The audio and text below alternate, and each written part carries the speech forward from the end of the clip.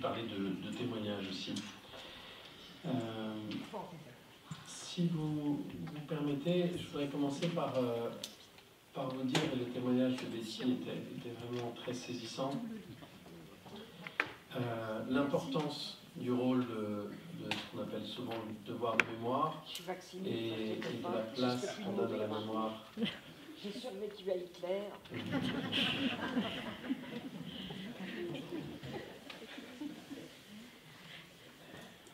Alors, les Wojciechowski dont parlait Betty, c'est ma tante, donc Sarah et Georges. C'est dans ça qu'on se connaît bien avec Betty. On a pu déjà évoquer tous ces souvenirs. Je connais très bien. Ah, très bien. Sarah, pardon. Voilà. Bon, voilà, le monde est petit. J'aimerais d'abord vous parler, dans mon expérience d'élu, à plusieurs reprises, la thématique de la mémoire, au sens large, est revenue dans mon parcours. Et après, si vous le permettez, donc partager une expérience familiale plus personnelle. Je me souviens, lorsque j'étais maire d'un village, avoir reçu un jour, pour le 11 novembre, vous savez, dans nos villages, le 11 novembre, c'est une fête importante, enfin, c'est une commémoration importante, pardon, et avoir reçu le discours du ministère de l'Intérieur que les maires sont censés lire. Et ce jour-là, j'avais vu qu'on parlait des hommes tombés sous l'uniforme français. Et je me suis dit, nous ici, on ne peut pas lire ça. Parce que dans les familles qui étaient là autour de ce monument, le 11 novembre, il y avait des hommes qui étaient tombés sous l'uniforme français, et puis d'autres qui étaient tombés sous l'uniforme allemand, et même parfois dans les mêmes familles. Et pour moi, ça illustrait parfaitement l'importance de la mémoire dans toute sa complexité, dans tout ce que ça signifie encore dans le présent. Et à l'Assemblée nationale, tout récemment, on a eu une proposition de loi pour réhabiliter les fusillés pendant la Première Guerre mondiale. Vous savez, la Première Guerre mondiale, il y avait des gens qui étaient fusillés parce qu'ils étaient accusés de s'être auto-mutilés au front pour pouvoir échapper au combat. Et en tant que législateur, on s'est posé la question de est-ce qu'il faut, entre guillemets, les réhabiliter ou pas. Et on entendait les témoignages de certains députés qui nous expliquaient la souffrance des familles dont les grands-parents ou les parents n'étaient pas sur le monument aux morts parce qu'ils ils étaient certes morts au front, mais considérés comme automutilés et donc fusillés. Et tous ces éléments m'ont montré combien, ici en particulier en Alsace, la mémoire est un sujet important, parce qu'elle a déchiré, disons, les histoires de nos familles ont souvent rencontré la grande histoire avec un grand H, et ça a donné souvent beaucoup d'émotions et beaucoup de travail de mémoire nécessaire. De sorte que lorsque le 22 novembre, j'ai décidé de commémorer la disparition du dernier témoin de la bataille d'Alsace, Hubert Germain, vous avez entendu parler de lui, il était à la bataille d'Alsace, c'était le dernier acteur, témoin direct de ce moment-là. J'ai choisi de faire un ravivage en tant que vice-président de l'Assemblée nationale, un ravivage de la flamme sous l'Arc de Triomphe, la flamme du soldat inconnu, avec des jeunes collégiens qui étaient venus d'Alsace, donc, pour leur dire globalement, voilà, le dernier des acteurs directs s'en est allé, et bien maintenant c'est à chacun d'entre nous de prendre sa part du travail de mémoire. Et j'étais étonné combien, et je sais qu'il y a des jeunes ici aussi aujourd'hui, combien ces jeunes étaient intéressés, d'abord avaient fait le chemin pour ça, et puis étaient passionnés par ces moments d'histoire, et très intéressés par ces moments d'histoire. Et comme Betty l'a très bien dit, chacun fait ce qu'il veut et ce qu'il peut dans le devoir de mémoire. Et dans les familles qui ont été directement touchées, notamment par la Shoah, chacun a eu son cheminement, et chacun s'est positionné comme il le voulait, comme il le pouvait, pour porter sa part du devoir de mémoire. En ce qui me concerne personnellement, c'est à l'âge de 38 ans que j'ai commencé ce travail un peu par hasard. À 38 ans, j'ai repris des études. Je suis venu étudier à l'ENA, ici à Strasbourg. Et le deuxième cours que j'ai eu, c'est un cours d'un historien que je vous recommande, qui s'appelle Marc-Olivier Baruch, et qui a travaillé sur l'amnésie du Conseil d'État et de l'État français, qui est devenu amnésique de la période de la guerre. Alors, je citais beaucoup d'exemples, hein, C'était l'exemple du préfet Moulin. Alors on a l'impression que tous les préfets étaient des résistants, mais c'est oublier que tous les préfets ont été évidemment virés à la Libération, parce qu'ils avaient tous eu un rôle particulier et que seul l'un d'entre eux s'était distingué dans la résistance, mais enfin tous les autres avaient contribué à une machine administrative, y compris au Conseil d'État, qui avait quand même validé toutes les lois anti-juives, par exemple. Il y a quand même toute une machinerie d'État qui a validé comme si de rien n'était des lois qui, évidemment, ne pouvaient en aucun cas être conformes ni à une constitution, ni à une tradition républicaine, ni à rien de tout ça. Et quand il nous a parlé pendant 2 heures de ce devoir de mémoire que les institutions et que l'État doit faire, je me suis dit que c'est aussi à chacun d'entre nous, dans nos villages, mais aussi dans nos familles, de faire ce devoir de mémoire. Alors en ce qui me concerne, je l'ai fait en écrivant un livre.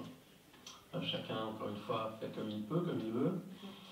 Et moi j'ai choisi d'écrire un livre pour parler d'abord du 16 juillet 1942. Et ce livre commence par ces éléments historiques. Et j'y raconte comment 2 policiers français sont venus chercher une femme juive polonaise qui était arrivée en France dans les années 30. Elle avait 2 enfants, Joseph et Sarah. Sarah avait 9 ans, Joseph avait 7 ans. Et cette femme s'est mise à les supplier de laisser partir les enfants avec la nounou catholique alsacienne, qui était la nounou donc, de Joseph et Sarah, qui était là. Et les policiers français se sont disputés pour savoir s'ils allaient appliquer les ordres ou s'ils allaient laisser partir, les ordres étant bien sûr par acte d'humanité, disait le gouvernement à l'époque, que les enfants soient amenés avec les parents. Donc est-ce qu'ils allaient suivre les ordres ou est-ce qu'ils allaient accéder aux suppliques de cette femme qui pleurait pour qu'on lui arrache ses enfants en quelque sorte, enfin pour qu'on sauve ses enfants, pour qu'ils ne viennent pas avec elle. Et finalement, ces 2 policiers français se sont disputés, et à l'issue de ces disputes, ils ont décidé de laisser partir ces 2 enfants avec leur nounou alsacienne, leur nounou catholique alsacienne. Donc cet enfant Joseph serait un jour mon père, sa sœur Sarah serait Sarah Wojakowski, dont Betty a parlé tout à l'heure.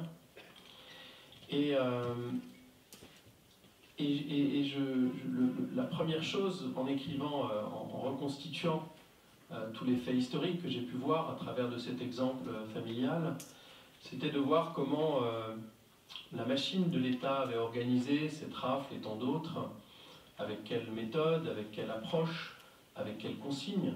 Parce que vous savez que les policiers français avaient surtout consigne de ne pas parler. De ne pas parler aux Juifs qu'ils allaient chercher pour ne pas créer un lien d'humanité, pour essayer de déshumaniser le plus possible le fait de venir les chercher. Donc ma grand-mère, donc cette femme juive polonaise, est partie à Drancy, et puis de Drancy elle est partie d'Auschwitz, et puis d'Auschwitz elle n'est pas revenue. En revanche, mon grand-père, qui lui avait été envoyé à Auschwitz 3 mois plus tôt, mon grand-père en est revenu après 2 ans, un peu plus de 2 ans. D'abord, il faut rappeler que mon grand-père avait été s'inscrire à la préfecture. Notre famille était arrivée en France en se disant que la France était le pays des droits de l'homme, donc il ne pouvait rien leur arriver en venant de Pologne. Le frère de mon grand-père, lui, est parti jusqu'au Costa Rica. J'ai pu aller le voir il y a quelques années de cela. Mais eux s'étaient arrêtés dans le pays des droits de l'homme, de sorte que quand mon grand-père avait été convoqué à la préfecture pour aller s'inscrire, il y allait en toute confiance, comme vous iriez si vous aviez convocation à la préfecture pour une démarche administrative. Et c'est là qu'il était parti à Auschwitz et qu'il a fait partie de ce qu'on appelle les commandos Canada. Je ne sais pas combien d'entre vous ont pu aller à Auschwitz, mais toute la première partie de l'accueil des déportés était faite par d'autres déportés que les nazis souhaitaient conserver en vie pour qu'ils puissent témoigner que finalement tout ça n'était pas si terrible et qu'on pouvait revenir de ce camp et qu'il n'y avait pas de traces. Il y a certaines anecdotes dans ce travail que j'ai pu faire en écrivant ce roman. Tout ce que j'écris dans ce roman est véridique concernant l'histoire, et c'est une fiction concernant le point de départ et le point de départ à partir du moment du récit.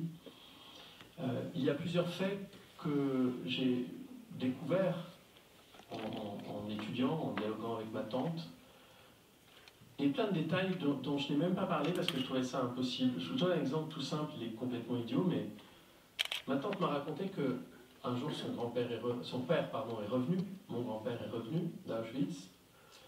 Vous savez, aujourd'hui, dès qu'il y a quelque chose, il y a un soutien psychologique, tout le monde est pris en charge. En fait, il est revenu en uniforme de déporté par le train avec les autres voyageurs.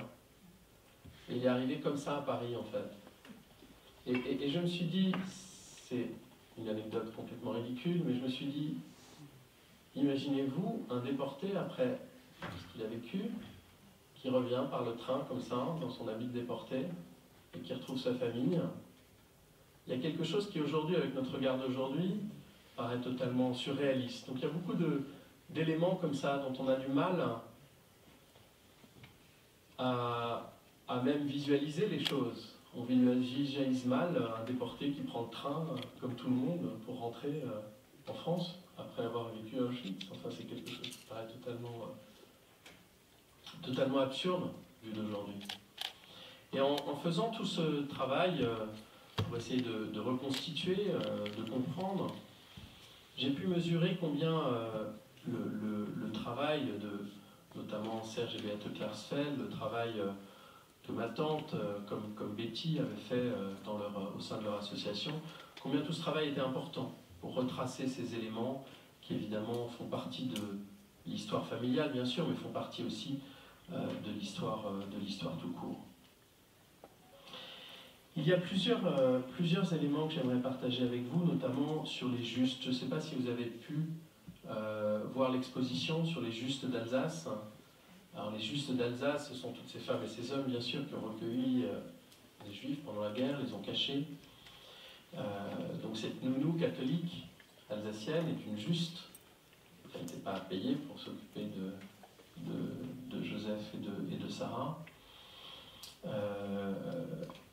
Elle les a accueillis pendant toute la guerre à Bagnolet. Je ne sais pas si vous connaissez un peu la région parisienne, mais Bagnolet, c'était à l'époque un quartier très ouvrier, c'était d'un milieu modeste.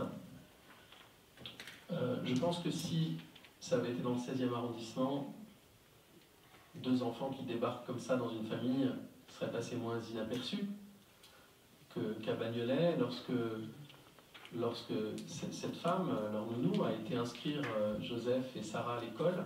Elle a demandé, mais est-ce qu'il faut que je change leur nom? Est-ce qu'il faut que je dissimule leur identité? Et la directrice d'école lui a répondu, non, ici c'est pas la peine, ici il ne se passera rien, il n'y aura pas de problème. Et c'était étonnant de voir ça, là aussi, avec le recul, de se dire que dans ce milieu très, très simple, très ouvrier, très populaire, et ben là il n'y avait pas de risque, et qu'il ne risquait pas d'être dénoncé. Alors je ne sais pas quelle est la part de réalité ou de réécriture de l'histoire, et je ne sais pas quelles sont les statistiques, mais il y avait en tout cas cette solidarité qui était vraiment marquante. La façon dont moi j'ai découvert toute cette histoire a commencé quand j'étais tout enfant, tout gamin. Je jouais beaucoup aux échecs avec mon grand-père, et à chaque fois qu'il avançait une pièce, je voyais sur son bras le numéro. C'est le numéro qu'on gravait pour les déportés quand ils arrivaient à Auschwitz, qui ne s'efface plus jamais, bien sûr. Et à chaque fois qu'il avançait une pièce, je regardais ce numéro, et puis ça m'intriguait, j'étais tout gamin. Je ne connaissais pas encore bien toute cette histoire-là. Et puis peu à peu, j'ai découvert, effectivement, j'ai compris, j'ai essayé de mesurer ce que ça signifiait pour mon père et pour sa sœur de ne pas avoir connu enfin plutôt d'avoir été privés de leur mère tout jeune, d'avoir vu leur père revenir. Et chacun a vécu dans notre famille le devoir de mémoire très différemment. Mon grand-père, par exemple, n'a jamais parlé d'Auschwitz. Tout le monde a respecté ce silence. Personne ne lui en a parlé comme pour éviter de lui faire revivre une deuxième fois. Alors il y a quelques témoignages quand même On sait par exemple qu'il a su quand sa femme est arrivée, quelques mois après lui, et quand elle a été gazée directement en arrivant. On sait aussi, la seule fois où il en a parlé, c'était dans des difficultés financières de son entreprise. Il était entrepreneur. Et un jour, l'huissier est venu tout saisir, tous ses biens, son entreprise. Et toutes les ouvrières qui travaillaient avec lui, qu'il aimait beaucoup, étaient en larmes, parce que toute leur aventure s'arrêtait. Elle n'était pas en larmes pour elle-même, parce qu'à l'époque, on trouvait du travail en traversant la rue. Mais lui ne pleurait pas du tout. Il avait l'air comme insensible. Et l'huissier lui a demandé mais ça ne vous touche pas, tout le monde pleure, et vous êtes... Et il a répondu cette phrase, il a dit, vous savez, j'ai vu des bébés vivants, jetés dans des fours, alors c'est pas quelques bouts de tissu qui vont me faire pleurer. C'est la seule fois de sa vie où il nous a parlé d'Auschwitz, et ce qu'il a vécu à Auschwitz. Et donc chacun a pris son devoir de mémoire différemment. Sarah était très militante aux côtés de Serge et Beate Klarsfeld. Elle est décédée en toute fin d'année dernière. C'était une femme lumineuse, certains l'ont connue. Lumineuse, vraiment. Et qui portait ce devoir de mémoire avec une bienveillance, une ouverture. Et elle m'a raconté que les moments les plus forts qu'elle a eus, ça a été lorsqu'elle a été avec Serge et Beate Klarsfeld convaincre Yves Gallois, qui était patron de la SNCF à l'époque, que la SNCF avait aussi son devoir de mémoire à faire, parce que tous ces gens avaient été transportés dans des trains de la SNCF, et après tout. Et que donc ils avaient fait des expositions à chaque départ de convoi, dans chacune des gares où il y avait des départs de convoi, avec simplement les noms et les âges des déportés qui avaient pris les trains. Et elle me disait, Sarah me disait que les plus beaux moments qu'elle avait vécus, je ne vous parle pas des moments les plus difficiles où certains proféraient leurs paroles antisémites ou odieuses, c'était en fait avec des enfants de confession musulmane, des jeunes de confession musulmane, qui avaient dans leur schéma de pensée Israël et tout ce qu'ils peuvent penser sur Israël, et qui confondaient un peu tout ça. Et quand ils se rendaient compte de ce que c'était que la Shoah, et que dans leur tête, où ils mélangeaient un peu tout avant, ben, ils comprenaient en discutant avec ma tante, avec Sarah, avec tous ceux qui étaient là, que tout ça n'avait rien à voir, et que l'histoire de la Shoah, par exemple, c'est quelque chose qu'il faut respecter, qu'il faut comprendre, qu'il faut étudier, et que ça n'a rien à voir avec les logiques politiques actuelles qu'on peut avoir pour tel ou tel gouvernement. Et elle me disait que c'était les moments les plus forts parce que c'était les moments où elle arrivait à transmettre. Elle arrivait à transmettre à des jeunes qui étaient tellement éloignés du sujet, à leur transmettre ce petit bout d'humanité qui fait que personne, quelle que soit sa confession, quelle que soit l'époque, personne ne peut comprendre qu'un enfant aille dans un train pour aller à un endroit dont il ne reviendra jamais. Et elle le racontait, comme je vous le dis, avec beaucoup de luminosité, beaucoup de passion. La dernière chose peut-être que j'aimerais partager avec vous, c'est la nécessité probablement que cette mémoire trouve, je m'adresse en particulier aux jeunes, trouve la juste place dans notre présent. C'est compliqué de trouver la juste place d'une histoire familiale, de drame de l'histoire comme la Shoah, de trouver leur juste place dans notre présent. Je crois que la juste place dans le présent, c'est celle qui nous aide à construire l'avenir finalement. Celle qui nous permet d'avancer, celle qui nous permet de garder, je ne voudrais pas dire les leçons de l'histoire, mais en tout cas de garder, mon roman s'appelle « Ce que le temps qui passe n'efface pas ». De garder en soi tout ce que le temps qui passe ne doit pas effacer, de lui donner sa juste place, et puis de considérer que ça peut être un guide pour l'avenir qu'on veut chacun se construire. Voilà, merci beaucoup. Ce témoignage, évidemment, personnellement, avant d'avoir écrit ce livre, je ne l'aurais pas fait, parce que je n'avais pas je n'avais pas fait ce parcours en réalité, qui est de répondre au rôle que chacun d'entre nous peut prendre dans le domaine de la mémoire. Personnellement, je ne m'étais pas senti légitime pour en parler. Moi, je n'ai pas de religion. Mes grands-parents avaient 3 nationalités, 3 religions différentes, donc je suis le joyeux mélange de tout ça. Et je m'étais même dit au départ que, n'étant pas de confession juive, je n'étais pas légitime pour en parler. Alors, je trouve ça absurde, hein, mais c'est ce qui fait que jusqu'à l'âge de 38 ans, je n'avais jamais parlé de cette histoire familiale. Non pas pour la cacher, mais juste parce que je ne me sentais pas vraiment légitime pour en parler. Et ce que j'ai compris en écrivant ce livre, et puis en parlant après, c'est que cette réflexion dans nos familles nous concerne tous, et que cette juste place dont je parlais tout à l'heure, ça concerne chacune et chacun d'entre nous. Voilà, merci beaucoup en tout cas pour votre écoute.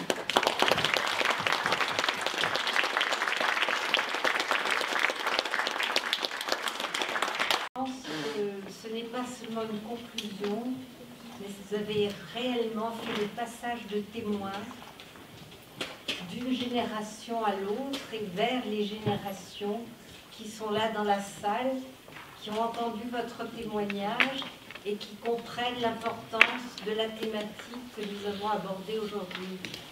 Je ne vais pas vous infliger de conclusions plus longues. Je vois que vous avez tous dû absorber toutes les émotions transmises par les différents témoins au cours de la journée, par celles et ceux qui ont bien voulu faire cet effort de résilience qui leur coûte énormément, mais qui importe aussi pour nous, car nous avons besoin de savoir, de connaître et de transmettre. Merci d'être venus et espérons se revoir d'ici le mois de septembre ou octobre pour d'autres événements de la Fondation. Merci à vous tous.